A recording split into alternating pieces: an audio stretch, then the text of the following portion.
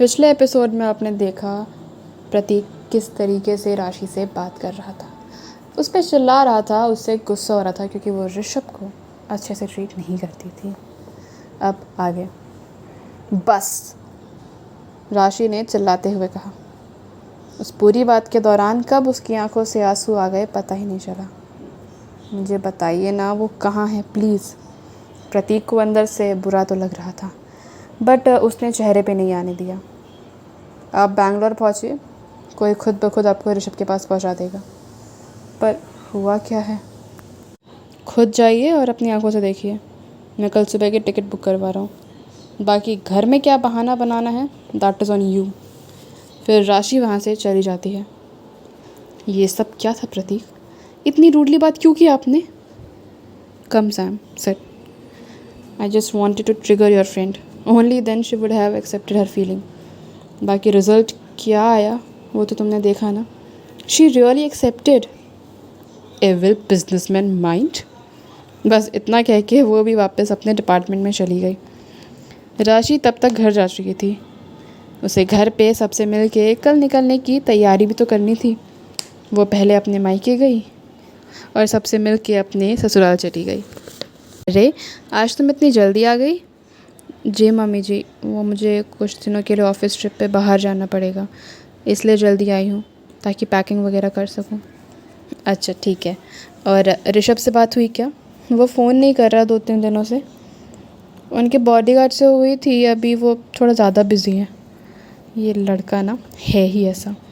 चलो ठीक है, तुम पैकिंग कर लो, मैं कुछ स्नैक्स बना के दे देती तुम्हारे लिए। जी मम्मी जी। राशि को लगा उसने बात संभाल ली है, पर उसकी सास ने परेशानी को राशि के चेहरे पे भाप लिया था। पर राशि अभी नहीं बताना चाहती थी तो वो भी फोर्स नहीं करती। राशि की हालत अंदर से काफ़ी ख़राब थी। पैकिंग करते समय नर्वसनेस में उसे यहाँ वहाँ चोट भी लगे जा रही थी। जैसे तैसे उसने वो रात बिताई और सुबह सुबह घर से निकल गई। घर के सब लोग समझ गए थे कुछ बात है, पर उसके सामने कुछ कहा नहीं। माँ, भाभी कुछ टेंस लग रही है ना? हाँ ज़रूर, ऋषभ से जुड़ी बात है। तो आपने उनसे पूछा क्यों नहीं? पहली बात, उसे खुद सब कुछ नहीं पता।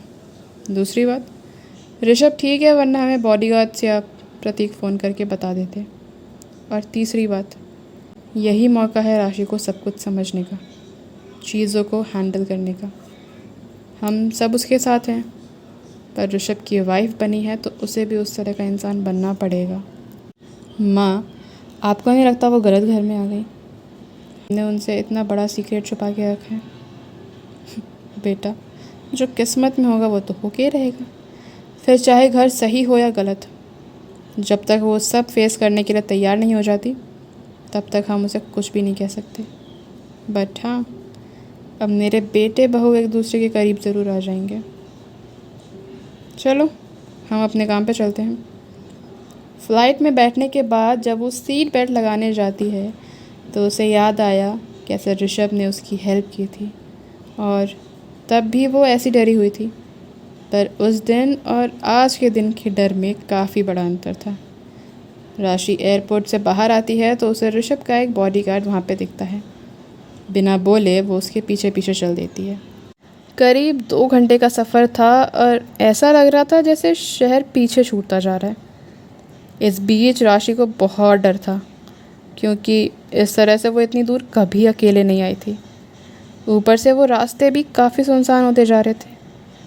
10 मिनट बाद वो फाइनली अपने डेस्टिनेशन पे पहुंच ही गई। We are here ma'am. वो अंदर गई तो चारों तरफ कड़ी सिक्योरिटी मौजूद थी। राशि का दिल सब देख के और ज़ोरों से धड़कने लगा। एक 21 साल की लड़की की लाइफ जो पिछले कुछ महीनों में बदल गई थी, अब आगे न जाने उसमें और क्या क्या लिखा था देखने को।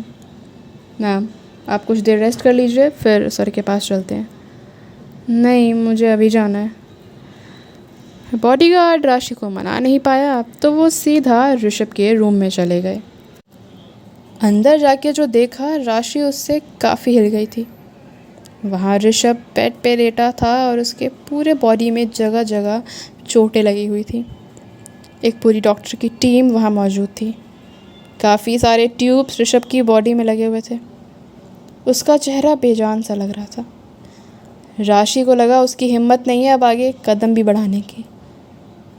ये कौन है? मना किया था ना किसी को अंदर आने से। डॉक्टर थोड़ा रूड होके बोलते हैं। डॉक्टर, ये सर की वाइफ है।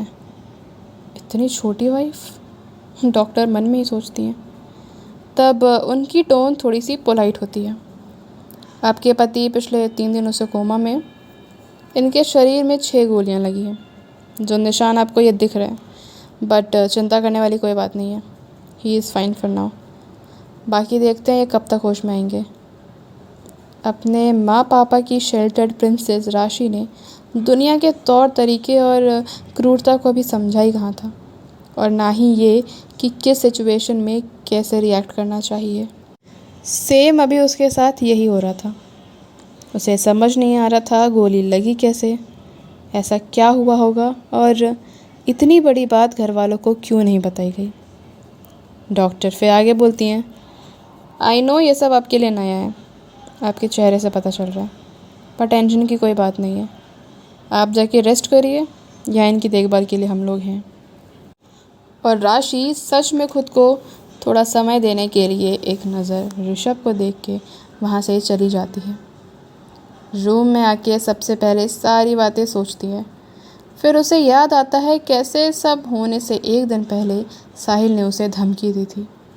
पहले उसने इतना सीरियस नहीं लिया था इस चीज़ को, पर अब बात सच में काफ़ी आगे बढ़ गई थी। उसे लगा अगर ये सब साहिल की वजह से हुआ है तो इन सब में सबसे बड़ी दोषी तो वो खुद है। इसी कश्मकश में वो कब थकावट से सो गई उसे पता ही नहीं चला। उसकी नींद शाम के 5 बजे खुली। वो वहाँ से सीधा ऋषभ के रूम में गई। अभी वहाँ कोई भी नहीं था। उसे यूँ सोता देख फिर से राशि की आंखें भर आई। अनजाने उन आँखों से कब आंसू बह निकले राशि को कोई आइडिया ही नहीं लगा। तो कौन सा वो सीक्रेट है जो ऋषभ की फैमिली राशि से छुपा रही है? क्या उस सीक्रेट के बारे में ऋषभ को पता है? क्या हो सकता है? क्या हुआ होगा ऋषभ को जो उसे इतनी चोटें लगी हैं? क्यों गया वो कोमा में? सवाल बहुत, और जवाब आपको आगे आने वाली स्टोरी में खुद पता चल जाएगा। तब तक अगर आपको ये वाला चैप्टर पसंद आया हो तो स्टोरी को लाइक करिए,